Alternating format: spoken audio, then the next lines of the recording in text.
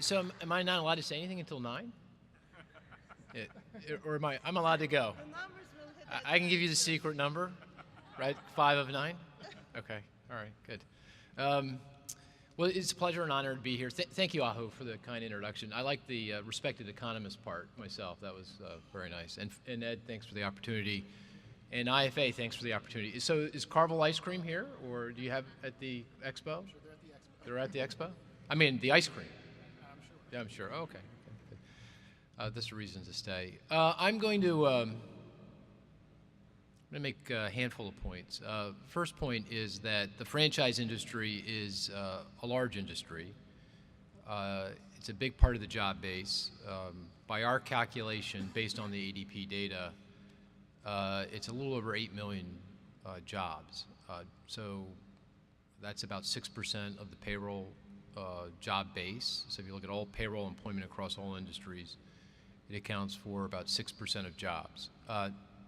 Just to give you context, that's about the size of the financial services industry, so it's not inconsequential.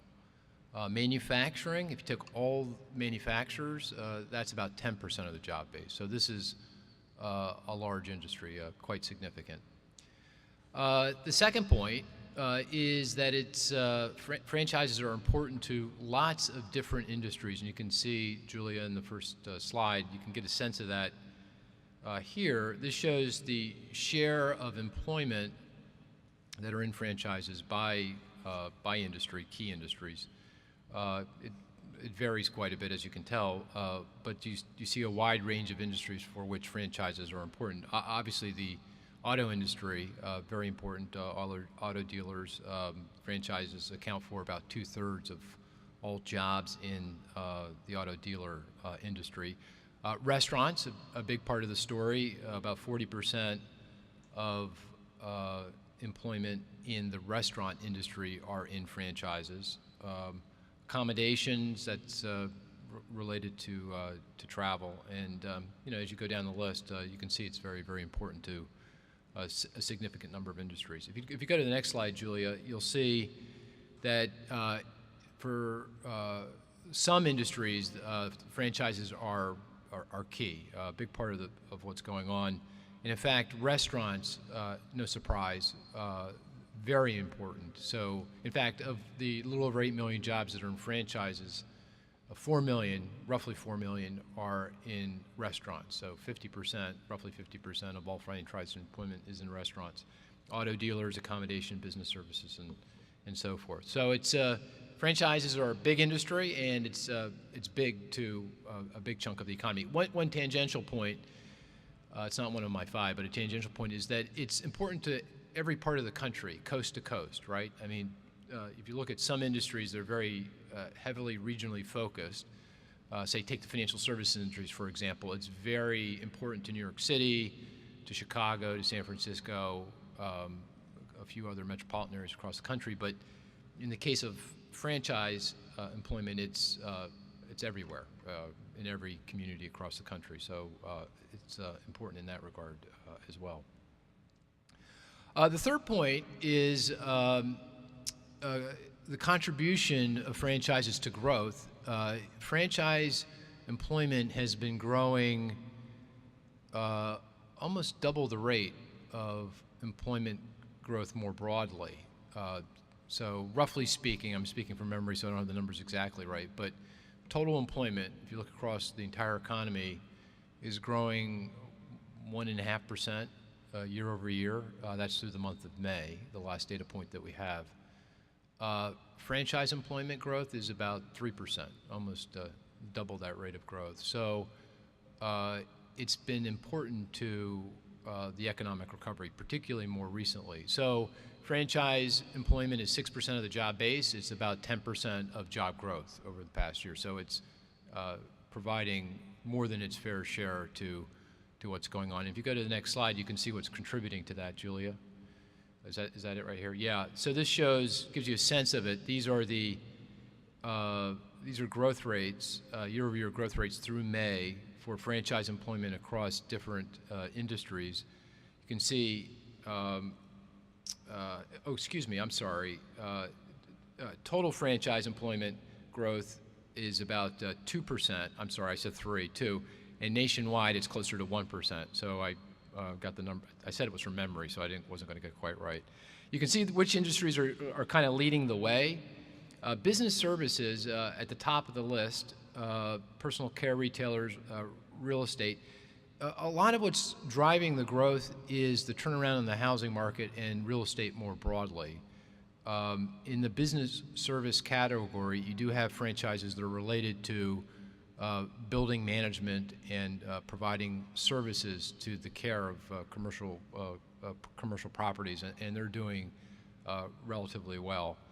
Personal care retail, and as you can see, real estate's also at the top of the list, so that's very closely tied to what's going on in the housing market. So the turn in housing has been very, very important to, obviously, the economic recovery and to the franchise industry. Personal care retailers, that's a little bit of a different story. It's probably more demographic. This is beauty salons, spas. This would include funeral homes, gyms, those kinds of things. My interpretation is that the boomers, the baby boomers, which are the largest age cohort, are trying to stay young, and some aren't actually succeeding. They're going to the gym, they're going to the spa, the beauty salon, and unfortunately, as we get into our 50s and 60s, I'm a card-carrying member of the baby boom generation, so I'm availing myself of these franchises. If you go to the next slide, you'll see, of course, there's a great deal of variability in performance, and there's a couple of industries that are lagging, and you can see franchise employment in 2 industries has actually been falling over the past year: education, professional services. Education, this is learning centers, training facilities, those kinds of things. It's not quite clear to me what's going on in those industries. It could be related to the student loan program. There's been some tightening up in that program, and that might be having some effect on these. And there's been other issues with some of the franchise companies in that industry. Professional services, I think that's just more temporary. That'll probably turn around. It's probably related more due to the vagaries of the data. So the third point is that the franchise industry has been important to growth, and it's key to the economic recovery. It's certainly been the case over the past year. My fourth point, one of the more important debates that's going on this year is the impact of healthcare reform on the job market, and there's a great deal of concern that the adjustment to the Affordable Care Act will have a negative impact on employment and jobs this year. As you know, under the provisions of the law, companies that are around that 50-employee threshold have some thinking to do about what health care means for them next year, and whether they need to adjust their payrolls or not in preparation for the health care plan.